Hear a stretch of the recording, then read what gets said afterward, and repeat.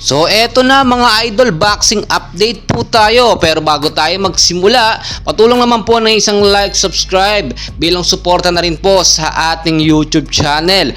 So Naoya Inoue, natatawang sinabi na nawalan nga po siya ng ganang labanan etong ating angas ng Pinas na si Cuadro Alas.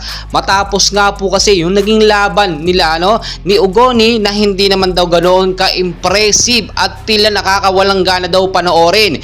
Inabot nga lang daw po ng 4 rounds na injury pa o hinedbat pa nga daw po ni Casimero itong si Ugoni, which is kung titignan naman natin, hindi naman talaga actually headbutt.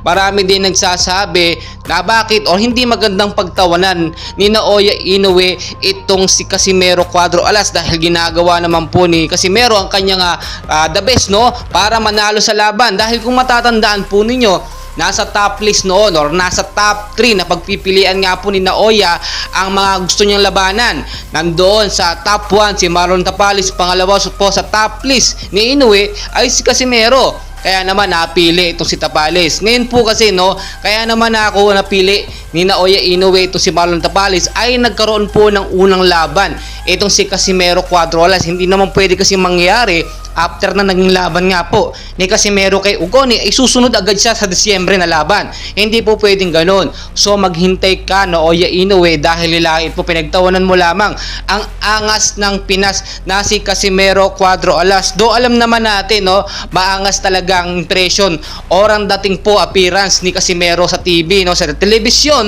kapag ka napapanood natin. Pero in real life talaga napakabait po na tao niyan at matulungin sa mga training talaga. Sa boxing talaga kinakailangan may angas ka para naman may kapanap-panabik or may kagigilan ng mga manonood, lalo na ang sumusuporta dito kay Casimero. So eto pa po, aabangan din natin ngayon talaga tuloy-tuloy ang mga training po ni Marlon Tapales. Wala po siyang sinasayang na pagkakataon.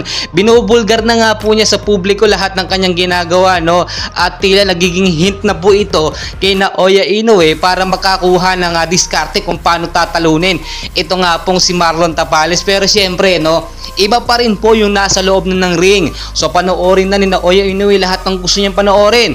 Wag lang talaga siyang sumagad sa training, kasi kapag ka napasagad siya sa training, pati si Marlon Tapales ay baka mamaya mawala sa kondisyon ng kanilang pangangatawan.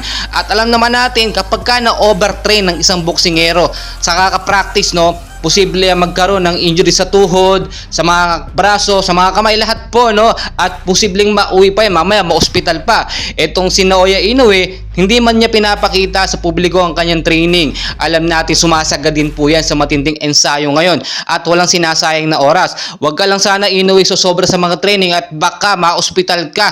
At alam naman natin na dapat pong paghandaan. December 26 na po guys laban po ng ating kababayan Marlon Tapales at Naoya Inoue, undisputed fight na inaabangan nga po ng mga fans. And well guys, patuloy ko kayong i-update and please pakiusap, don't forget to like and subscribe for more boxing update po sa Pilipinas. Maraming